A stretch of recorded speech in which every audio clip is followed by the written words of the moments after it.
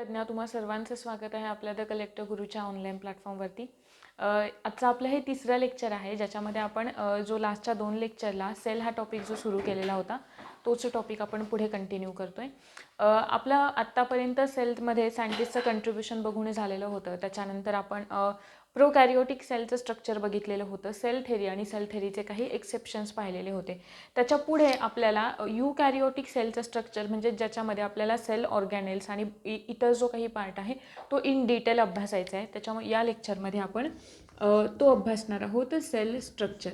ठीक आहे, यूकॅरियोटिक सेलचं स्ट्रक्चर अभ्यासायचं आहे. सुरुवातीलाच बघा, जेव्हा सेकंड लेक्चरमध्ये प्रोकॅरियोटिक सेल एक्सप्लेन करतानाच मी तुम्हाला प्रोकॅरियोटिक सेल आणि यूकॅरियोटिक सेल यांच्यामधला डिफरन्स सांगितला होता, बरोबर आहे. मग प्रोकॅरियोटिक सेल म्हणजे काय आणि यूकॅरियोटिक सेल म्हणजे काय, तर एक बेसिक डिफरन्स सांगितलेला होता की प्रोकॅरियोटिक सेलमध्ये जे न्यूक्लिअर मटेरियल असतं ते न्यूक्लिअर मटेरियल वेल डिफाईन नसतं. आणि जेव्हा आपण यूकॅरियोटिक सेल बघतो तेव्हा यूकॅरियोटिक सेलमध्ये न्यूक्लिअर मटेरियल जे असतं ते वेल डिफाईन असतं. म्हणजे तिकडे जे काही आपण न्यूक्लियस म्हणजे आपलं केंद्रक असेल किंवा जे काही न्यूक्लिअर मटेरियल आपण ज्याला थोडक्यात म्हणतो ते एका ठराविक अशा मेम्ब्रेननी बांधलं गेलेलं असतं आणि ते इतर सेलचे जे काही ऑर्गॅनेल्स आहेत किंवा सायटोप्लाझम आहे त्यांच्यापासून एक सेपरेट असं स्वतःचं त्याचा एक एक्झिस्टन्स असतो. तसं प्रोकॅरियोटिक सेलमध्ये पाहायला मिळत नाही आपल्याला. आता यूकॅरियोटिक सेल अभ्यासताना किंवा यूकॅरियोटिक सेलचं स्ट्रक्चर अभ्यासताना आपल्याला स्पेसिफिकली 4 कंपोनंटमध्ये त्याचं स्ट्रक्चर आपण अभ्यासतो. त्यातलं पहिलं आहे सेल वॉल म्हणजे पेशी भित्तिका. नंतर आहे सेल मेम्ब्रेन किंवा सेल मेम्ब्रेनलाच आपण बायोमेम्ब्रेन असं पण म्हणतो किंवा प्लाझ्मा मेम्ब्रेन असं म्हणतो, म्हणजेच पेशी पटल. त्यानंतर तिसरं आहे सायटोप्लाझम. सायटोप्लाझमलाच आपण पेशी द्रव असं म्हणतो. आणि नंतर चौथा इम्पॉर्टंट पार्ट ज्याच्यामध्ये आपल्याला सेल ऑर्गॅनेल्स हे इन डिटेल अभ्यासायचे आहेत. प्रत्येक सेल ऑर्गॅनेलचा म्हणजेच प्रत्येक पेशी अंगकांचा डिटेलमध्ये अभ्यास करायचा आहे. कारण जर का सेल ऑर्गॅनेल्स कारण आपण जेव्हा प्रोकॅरियोटिक सेलमध्ये अभ्यासलेलं होतं तेव्हा तिकडे आपल्याला ते सेल ऑर्गॅनेल कारण ते मेम्ब्रेन बाउंड नसतात, सो आपल्याला काही आपण ठराविक 5 कंपोनंटमध्ये प्रोकॅरियोटिक सेलचा अभ्यास केलेला होता. आता यूकॅरियोटिक सेल अभ्यासताना जेव्हा आपण त्याचं स्ट्रक्चर अभ्यासतो तेव्हा सगळ्यात पहिला पार्ट तो म्हणजे सेल वॉल. सेल वॉलमध्ये एक बेसिक जर का तुम्ही 8वीच्या बुकमधून वगैरे जर का वाचायला गेलात तर मला वाटतं 8वीच्या स्टेट बोर्डमध्ये एक स्टेटमेंट दिलेलं आहे. त्यांनी असं म्हटलं आहे की प्लांट सेलमध्ये फक्त सेल वॉल असते, म्हणजेच थोडक्यात पेशी भित्तिका ही फक्त वनस्पतींमध्येच असते किंवा प्लांट सेलमध्येच असते. तर ॲक्च्युली तिथे एक करेक्शन करायचं आहे की सेल वॉल जी आहे सेल वॉल ही ॲनिमल सेलमध्ये अब्सेंट असते असं करेक्शन करायचं आहे.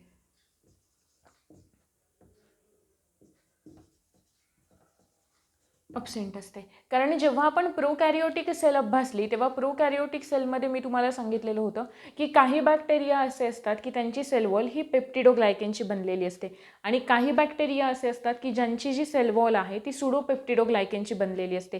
त्याच पद्धतीने जर का आपण प्लांटची सेल वॉल म्हटलं तर प्लांटची सेल वॉल ही सेल्युलोजची बनलेली असते आणि कालांतराने त्याच्यामध्ये अजून काही घटक तयार होत जातात, जसं की हेमिसेल्युलोज आहे, लिग्निन आहे, पेक्टिन आहे, या पद्धतीची की जे त्याला एक आपण असं म्हणू शकतो की त्याला एक रिजिडिटी आणण्यामध्ये मदत करतात त्या सेलला. ठीक आहे. त्यानंतर आयोगाने एकदा प्रश्न विचारलेला होता, त्याच्यामध्ये फंजाईची जी सेल वॉल आहे किंवा कवकांची जी सेल वॉल आहे ती कशाची बनलेली असते असा प्रश्न होता की ज्याचा आन्सर होतं कायटिनची. ठीक आहे. मग आपण असं नाही ना म्हणू शकत, जर का इथे आपण अभ्यासतोय की बॅक्टेरियाची सेल वॉल ही पेप्टिडोग्लायकेनची बनलेली आहे, प्लांटची सेल वॉल सेल्युलोजची बनलेली आहे, फंजाईची सेल वॉल आहे जी कायटिनची बनलेली आहे, मग असं स्टेटमेंट नाही होत की प्लांट मध्ये असलेली जी सेल वॉल आहे किंवा सेल वॉल ही फक्त प्लांट सेलमध्ये प्रेझेंट असते. फक्त असं नाही म्हणता येणार, आपल्याला तिथे थोडं करेक्शन करावं लागेल की सेल वॉल ही ॲनिमल सेलमध्ये अब्सेंट असते, कारण प्लांट सेलमध्ये आहे, फंजायमध्ये आहे, त्याचबरोबर काही बॅक्टेरियाजमध्ये पण आहे. ठीक आहे. मग जर का आपण फंक्शन्स अभ्यासायला गेलो सेल वॉलचे तर सगळ्यात महत्त्वाचं सेल वॉलचं फंक्शन येतं ते म्हणजे प्रोटेक्शनचं की जे काही एक्सटर्नल एन्व्हायरमेंट आहे, एखाद्या सेलचं जे एक्सटर्नल एन्व्हायरमेंट आहे, त्या एक्सटर्नल एन्व्हायरमेंटपासून त्याचं जे आतलं एन्व्हायरमेंट आहे किंवा त्या सेलच्या इंटरनल एन्व्हायरमेंट जे आहे त्याला प्रोटेक्शन प्रोव्हाइड करणं किंवा सेलला मेकॅनिकल इंजुरीपासून प्रोटेक्शन करणं हे सगळ्यात महत्त्वाचं फंक्शन. आणि दुसरं म्हणजे एखाद्या सेलला किंवा एखादी पेशी आहे तिला ठराविक असा शेप प्रोव्हाइड करणं किंवा तिला तो एक शेप मिळवून देण्यामध्ये मदत करणं हे कोणाचं फंक्शन आहे? सेल वॉलचं फंक्शन आहे. हे काही बेसिक फंक्शन आहेत. त्याच्यानंतर अजून सेल वॉलला आपण फ्रीली परमिएबल असं म्हणतो. सेल वॉल जी असते ती कशी असते? फ्रीली परमिएबल असते. फ्रीली परमिएबलचा अर्थ होतो की पेशीमध्ये किंवा सेल वॉलमधून कोणताही सबस्टन्स हा त्या सेलमध्ये येऊ शकतो किंवा कोणताही सबस्टन्स हा सेल वॉलच्या बाहेर जाऊ शकतो. ते सगळ्या सबस्टन्सेसना, सगळ्या घटकांना अलाउ करतं आतमध्ये येण्यासाठी म्हणा किंवा बाहेर जाण्यासाठी म्हणा. ठीक आहे, हे झालं. एवढंच याच्यामध्ये इम्पॉर्टंट आहे आणि आपल्याला सेल वॉलशी रिलेटेड एवढाच डाटा लक्षात ठेवायचा आहे. त्याच्यानंतर थोडंसं कॉम्प्लिकेटेड आणि तेवढंच थोडंसं इम्पॉर्टंट असलेलंही जे स्ट्रक्चर आहे ते म्हणजे दुसरा कंपोनंट आपला, तो म्हणजे सेल मेम्ब्रेन किंवा प्लाझ्मा मेम्ब्रेन. आपल्याला श्वाननी सांगितलेलं होतं ती सेल, जेव्हा श्वानचा स्टडी हा होता तो ॲनिमल सेल्सवरती होता, बरोबर आहे. मग श्वाननी एक सांगितलेली होती गोष्ट आपल्याला त्या सेल थेरीमध्येच किंवा त्याचा जो स्टडी होता त्याच्या आधारावर त्यांनी जे कन्क्लुजन दिलेले होते त्यातलं एक कन्क्लुजन असं होतं की जी सेल असते त्या सेलला, ती सेल एका ठराविक अशा मेम्ब्रेननी बांधली गेलेली असते आणि तिलाच आपण आत्ता प्लाझ्मा मेम्ब्रेन किंवा त्यालाच आपण सेल मेम्ब्रेन असं म्हणून ओळखतो. प्लाझ्मा मेम्ब्रेन किंवा सेल मेम्ब्रेन किंवा यालाच आपण बायोमेम्ब्रेन असं सुद्धा म्हणतो. ठीक आहे, मग आता या प्लाझ्मा मेम्ब्रेनचं स्ट्रक्चर थोडंसं कॉम्प्लिकेटेड आहे. ते आपण स्टेप बाय स्टेप पाहूयात की जेणेकरून तुम्हाला ते समजायलाही सोपं जाईल. सगळ्यात आधी आपण याचे सेल मेम्ब्रेनचे फंक्शन्स अभ्यासूयात आणि त्याच्यानंतर आपण त्याच्या स्ट्रक्चरकडे जाऊयात. बघा, जेव्हा आपण प्रोकॅरियोटिक सेल अभ्यासलं होतं तेव्हा मी तुम्हाला सांगितलेलं होतं की सेल मेम्ब्रेनचं सगळ्यात महत्त्वाचं फंक्शन असतं ते म्हणजे सेपरेशन. मग सेपरेशन कशापासून? तर सेलचं जे एक्सटर्नल एन्व्हायरमेंट आहे त्याच्यापासून सेलच्या इंटरनल एन्व्हायरमेंटला सेपरेट करून ठेवणं, त्याला प्रोटेक्ट करणं हे काम कोणाचं आहे? तर सेल मेम्ब्रेनचं आहे. त्याच्यानंतर अजून दुसरं महत्त्वाचं फंक्शन सांगितलेलं होतं की सेलमध्ये होणाऱ्या ज्या केमिकल रिॲक्शन्स असतात तर त्या केमिकल रिॲक्शनसाठी जसं की रेस्पिरेशन आहे, फोटोसिंथेसिस आहे, यांसारख्या ज्या रिॲक्शन्स आहेत तर त्या रिॲक्शन्सना एक साईट प्रोव्हाइड करण्याचं काम सुद्धा कोण करतं? सेल मेम्ब्रेन करतं. आणि त्याचबरोबर जेव्हा टिश्यू फॉर्मेशनच्या वेळे सेल टू सेलमध्ये इंटरकनेक्शन्स निर्माण करण्यासाठी किंवा कनेक्शन्स निर्माण करण्यासाठी सगळ्यात महत्त्वाचा रोल कोण प्ले करतं? तर सेल मेम्ब्रेन प्ले करतं. आता सेल मेम्ब्रेनच्या बाबतीत एक सगळ्यात महत्त्वाची गोष्ट लक्षात ठेवायची ते म्हणजे सेल मेम्ब्रेन किंवा पेशी पटल, ज्यालाच आपण प्लाझ्मा मेम्ब्रेन असं सुद्धा म्हणतो, ते कसं असतं? सिलेक्टिव्हली परमिएबल असतं. आता सिलेक्टिव्हली परमिएबल याचा अर्थ होतो की ते काही ठराविक सबस्टन्सेसना अलाउ करतं आतमध्ये येण्यासाठी किंवा त्या सेलमध्ये येण्यासाठी आणि काही ठराविक सबस्टन्सेसना करत नाही. आता ते कोणते आणि मग त्याच्याप्रमाणे जर का एखादा गरजेचा असलेला पदार्थ तो सेलमध्ये कशा पद्धतीने एंटर करतो हे सगळं आपण त्याचं स्ट्रक्चर अभ्यासताना बघणार आहोत. ठीक आहे, त्याच्यानंतर सेल मेम्ब्रेनचे जे स्ट्रक्चर होते, अनेक सायंटिस्टनी सेल मेम्ब्रेनचे स्ट्रक्चर दिले, पण त्याच्यामध्ये सगळ्यात मोस्ट ॲक्सेप्टेड स्ट्रक्चर जे होतं ते होतं फ्लुइड मोझॅक स्ट्रक्चर. ते होतं फ्लुइड मोझॅक स्ट्रक्चर, जे आपल्याला दिलं सिंगर आणि निकोल्सन या दोन सायंटिस्टनी. सगळ्यात जास्त ॲक्सेप्ट केलेलं हे स्ट्रक्चर होतं आणि या मॉडेलनुसार किंवा या फ्लुइड मोझॅक मॉडेलनुसार जे सेल मेम्ब्रेनचं स्ट्रक्चर आहे किंवा सेल मेम्ब्रेन जे आहे ते कसं आहे? एक बायलेयर स्ट्रक्चर आहे. बायलेयर स्ट्रक्चर म्हणजे द्विस्तरीय रचना असलेलं एक स्ट्रक्चर आहे. कोणाचं? सेल मेम्ब्रेनचं. मग ही बायलेयर ही कशाची असते? आता आपण ॲक्च्युअली सेल मेम्ब्रेनचं स्ट्रक्चर अभ्यासायला सुरुवात करूयात. मी एक डायग्रॅमच्या फॉर्ममध्ये तुम्हाला दाखवते. हे काहीसं अशा पद्धतीचं सेल मेम्ब्रेनचं स्ट्रक्चर असतं.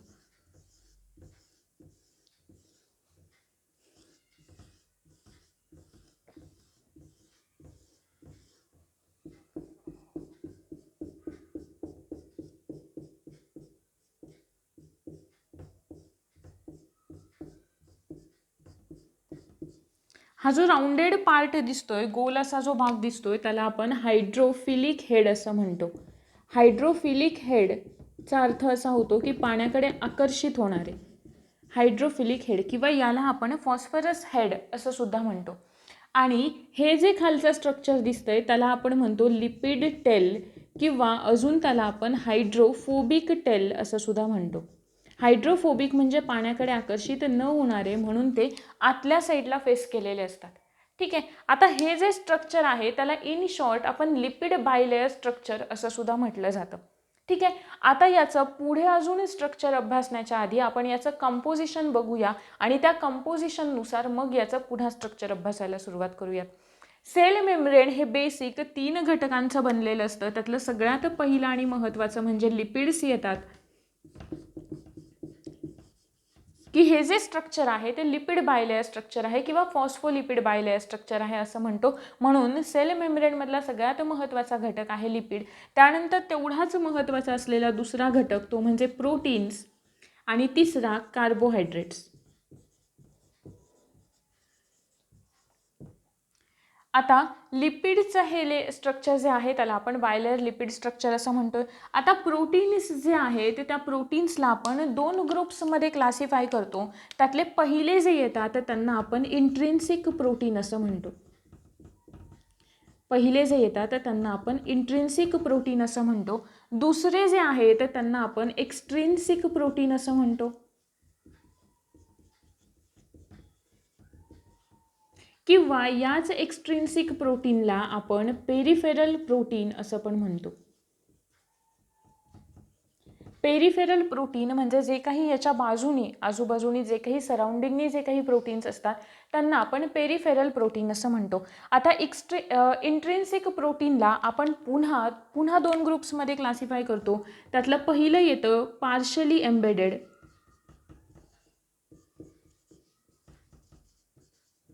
आणि दुसरं येतं फुल्ली किंवा टोटली एम्बेडेड. आता बघा, याच्यानुसार स्ट्रक्चर तुम्हाला मी समजावून सांगते. इंट्रिन्सिक प्रोटीनमध्ये 2 आहे. तर पहिला आहे पार्शली एम्बेडेड. पार्शली एम्बेडेड म्हणजे असे प्रोटीन की जे थोडेसे या बायलेयर स्ट्रक्चरमध्ये सुद्धा गेलेले असतात आणि थोडेसे वरती असतात. असे जे प्रोटीन्स असतात तर त्यांना आपण म्हणतो पार्शली एम्बेडेड, म्हणजे थोड्या प्रमाणात आतमध्ये या बायलेयर स्ट्रक्चरमध्ये रोवले गेलेले, म्हणून पार्शली. जे फुल्ली आहेत म्हणजे हे जे काही बायलेयर स्ट्रक्चर आहे त्या बायलेयर स्ट्रक्चरच्या दोन्ही लेयर्सना कव्हर करतं असं जे प्रोटीन असतं त्याला आपण म्हणतो फुल्ली एम्बेडेड, किंवा जे पूर्णपणे या दोन्ही लेयरला कव्हर करतं किंवा त्या दोन्ही लेयरमध्ये रोवलं गेलेलं असतं, म्हणून आपण त्याला म्हणतोय फुल्ली किंवा टोटली एम्बेडेड. आणि हे जे एक्स्ट्रिन्सिक प्रोटीन आहे ते ज्यांना आपण पेरिफेरल प्रोटीन असं म्हणतोय ते प्रोटीन असतात की हे जे बायलेयर स्ट्रक्चर आहे त्याच्या बाजूनी हे अशा पद्धतीने अरेंज झालेले असतात.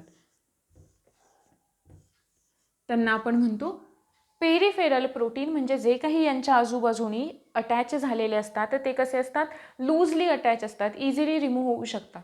ठीक आहे. मग आता त्यानंतरचा मुद्दा तो म्हणजे कार्बोहायड्रेट्स. आता हे सांगते या सगळ्याचा रोल हळूहळू सांगते.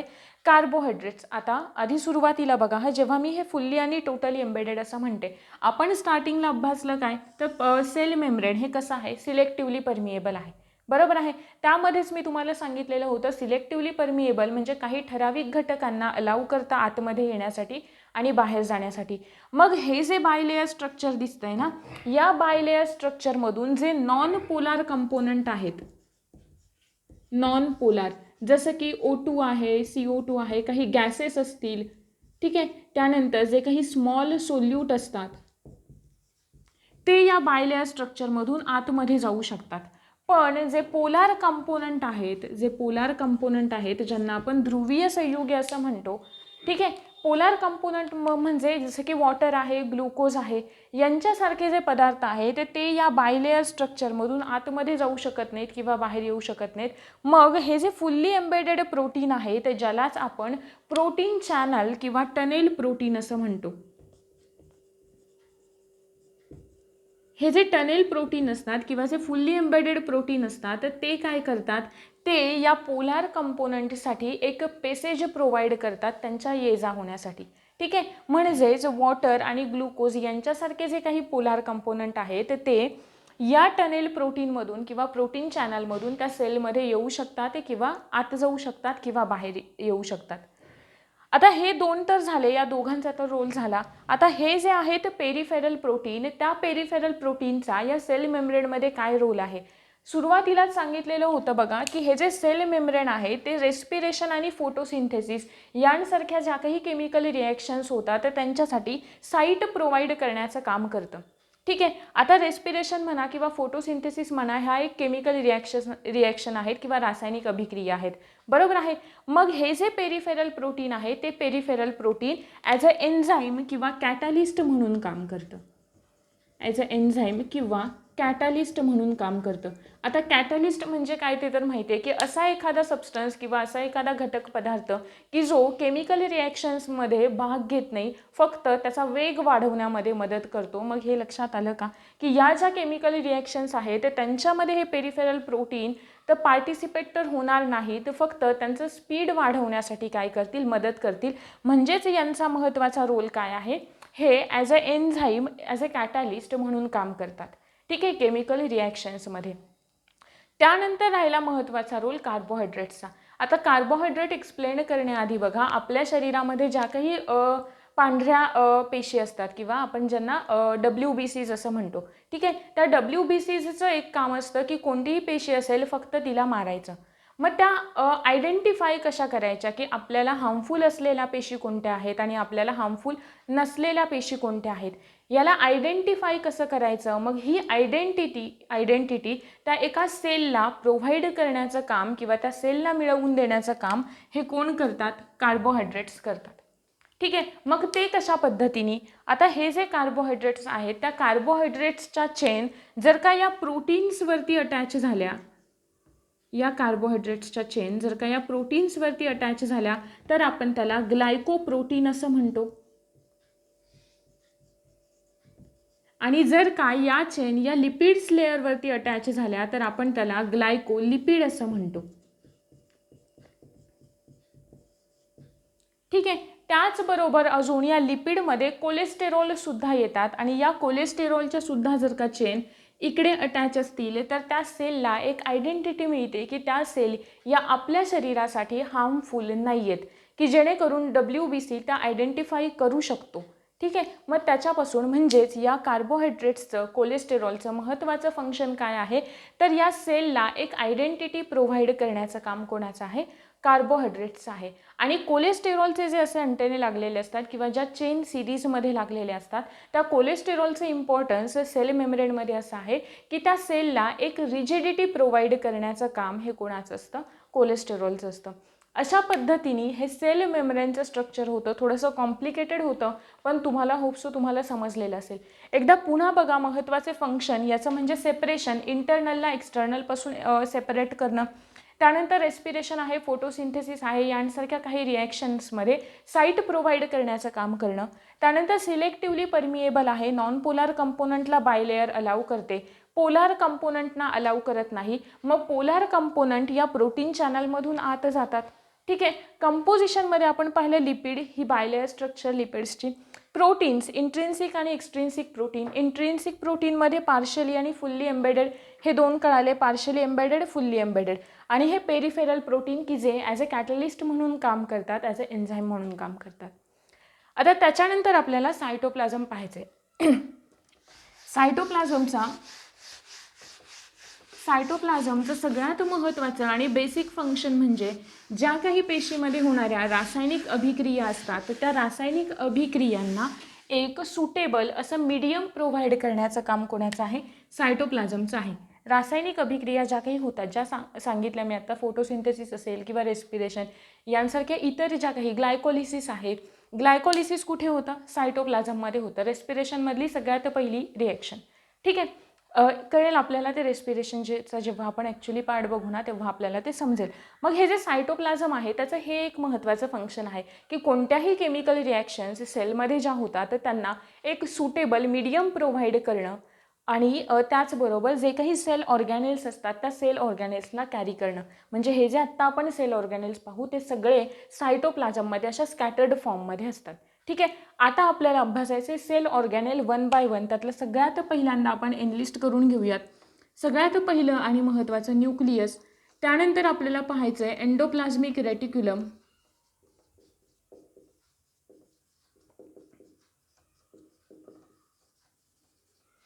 म्हणजेच अंतर्द्रव्य जालिका.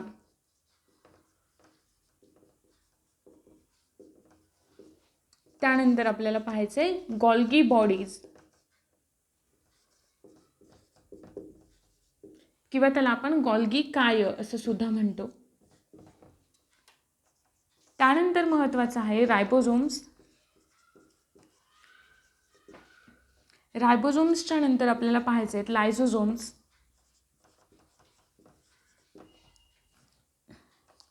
पुन्हा आहेत मिझोझोम्स.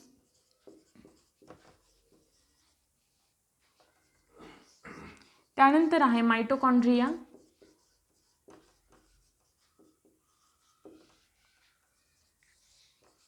गेन आहे वॅक्युओल्स. हे काही महत्त्वाचे स्ट्रक्चर्स आहेत. ओके, ठीक आहे, हे आहेत. आता सगळ्यात पहिल्यांदा न्यूक्लियस म्हणजे केंद्रक, ज्याचा शोध लावला रॉबर्ट ब्राउन या सायंटिस्टनी. न्यूक्लियसचं स्ट्रक्चर हे काहीसं अशा पद्धतीचं असतं. म्हणजे जर का आपण ते इलेक्ट्रॉन मायक्रोस्कोप खाली ऑब्झर्व केलं तर ते स्ट्रक्चर आपल्याला डबल मेम्ब्रेन बाउंड स्ट्रक्चर असं दिसतं. मी तुम्हाला सेल आपण जेव्हा पहिलाचा टॉपिक अभ्यासला तेव्हा मी सांगितलेलं होतं की सेल ही एका ठराविक मेम्ब्रेननी बांधली गेलेली असते आणि त्याचसोबत त्याच्या आतमध्ये असलेले, जर का आपण इंटरनल स्ट्रक्चर सेलचे इन डिटेल अभ्यासलं तर आपल्या हे लक्षात येतं की सेलच्या आतमध्ये असलेले जे ऑर्गॅनेल्स आहेत ते सुद्धा एका ठराविक अशा मेम्ब्रेननी बांधले गेलेले असतात. ठीक आहे, मग काही ऑर्गॅनेल्स असतात ते डबल मेम्ब्रेन बाउंड असतात, काही असतात ते सिंगल मेम्ब्रेन बाउंड असतात. मग याच पद्धतीने हे जे न्यूक्लियसचं स्ट्रक्चर आहे ते डबल मेम्ब्रेन बाउंड असतं.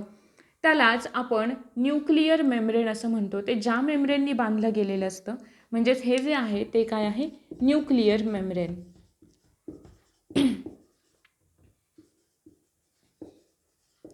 त्यानंतर हे जे मध्ये पोअर्स दिसत आहेत तुम्हाला, हे त्यांना आपण न्यूक्लियर पोअर्स असं म्हणतो. Nuclear pores. याच्या इथे सेंटरला एक न्यूक्लिओलस असतो की जो जेनेटिक मटेरियल जे असतं, मग DNA फॉर्ममध्ये असेल, RNAच्या फॉर्ममध्ये असेल, ते कॅरी करण्याचं काम करतो, ज्याला आपण न्यूक्लिओलस किंवा केंद्रकी असं म्हणतो. आणि हे जे साईडला असतं एक जेली लाईक फ्लुइड असतं, त्याला आपण न्यूक्लिओप्लाझ्म असं म्हणतो. बघा, जसं की आपल्या शरीरामध्ये आपल्याला ज्या काही सगळ्या ऑर्डर्स आहेत किंवा आपण ज्या काही ॲक्टिव्हिटी करतो त्या सगळ्याच्या ऑर्डर्स आपल्याला ब्रेनकडून मिळतात. म्हणजे आपलं जर का एखाद्या ह्युमन्सचं म्हणा किंवा ॲनिमल्समध्ये म्हणा की कंट्रोलिंग युनिट हे कोण असतं, तर आपला ब्रेन असतो. अगदी सिमिलर तसंच आहे एखाद्या सेलमध्ये सेलचं कंट्रोलिंग युनिट असं कोणाला म्हणतात, न्यूक्लियसला म्हणतात किंवा केंद्रकाला म्हणतात, की जे काय करतं एखाद्या ऑर्गॅनिझमची जेनेटिक इन्फॉर्मेशन त्या न्यूक्लियसमध्ये किंवा त्या सेलच्या केंद्रकामध्ये काय झालेली असते, स्टोअर करून ठेवलेली असते. ठीक आहे, त्याच्यानंतर एवढं महत्त्वाचं फंक्शन लक्षात ठेवायचं आहे. त्यानंतर अजून इकडे असलेले जे RNA असतील किंवा DNA असतील, जर का केंद्रकामध्ये असलेला RNA हा रायबोझोमल RNA टाईपचा असतो की जो कशामध्ये मदत करतो, रायबोझोम्सच्या थ्रू तो प्रोटीन सिंथेसिसमध्ये मदत करतो. म्हणजे रायबोझोम्सची निर्मिती करतो, प्रोटीन्सची निर्मिती करतो. हे प्रोटीन्सची निर्मिती करण्यासाठी त्याला mRNA कडून मेसेज मिळतो. पण त्याचबरोबर तो प्रोटीन सिंथेसिस करण्यासाठी त्याला गरज असते ती म्हणजे ॲमिनो ॲसिड्सची. आणि ते ॲमिनो ॲसिड प्रोव्हाइड करण्याचं काम हे tRNA करतो. अशा पद्धतीने एखाद्या म्हणजेच प्रोटीन सिंथेसिसच्या प्रोसेसमध्ये तिन्ही RNAचा रोल हा तेवढाच महत्त्वाचा असतो. ठीक आहे, त्यानंतर पुढचं स्ट्रक्चर आहे एंडोप्लाझ्मिक रेटिक्युलम. हे स्ट्रक्चर आपण इन डिटेल अभ्यासूच. पुढे एंडोप्लाझ्मिक रेटिक्युलम. एंडोप्लाझ्मिक रेटिक्युलम म्हणजे अंतर्द्रव्य जालिका. यांचं जे स्ट्रक्चर असतं ते काहीसं असं असतं. म्हणजे हे जे न्यूक्लियर मेम्ब्रेन आहे त्या न्यूक्लियर मेम्ब्रेनलाच अटॅच झालेल्या फॉर्ममध्ये हे स्ट्रक्चर असतं.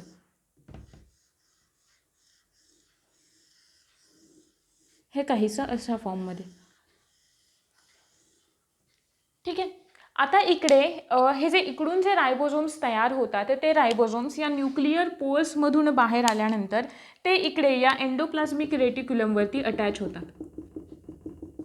ठीक ठीक आहे. या एंडोप्लाझ्मिक रेटिक्युलमवरती अटॅच होतात आणि ज्या एंडोप्लाझ्मिक रेटिक्युलमवरती रायबोझोम्स अटॅच झालेले आहेत त्यांना आपण रफ एंडोप्लाझ्मिक रेटिक्युलम असं म्हणतो आणि ज्यांच्यावरती नाही आहे तर त्यांना आपण स्मूथ एंडोप्लाझ्मिक रेटिक्युलम असं म्हणतो.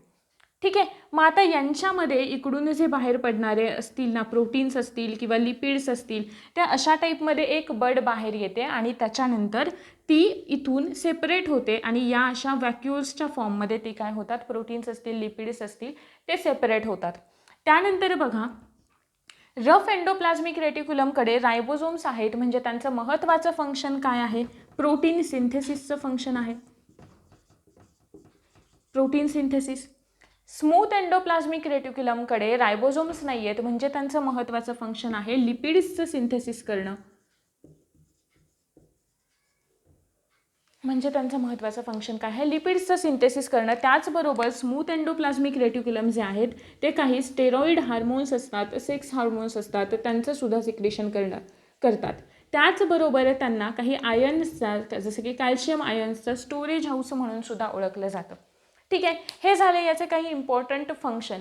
आता त्यानंतर रफ एंडोप्लाझ्मिक रेटिक्युलमनी प्रोटीन्स तयार केले, स्मूथ एंडोप्लाझ्मिक रेटिक्युलमनी काय तयार केले, लिपिड्स तयार केले. त्याच्यानंतरचं स्ट्रक्चर आपल्याला अभ्यासायचं आहे गॉल्गी बॉडीज. गॉल्गी बॉडीज म्हणजे अशा टाईपमध्ये काहीतरी 5 आणि 8 पिशव्यांच्या टाईपमध्ये हे असं एकमेकाला पॅरलल असलेलं स्ट्रक्चर असतं.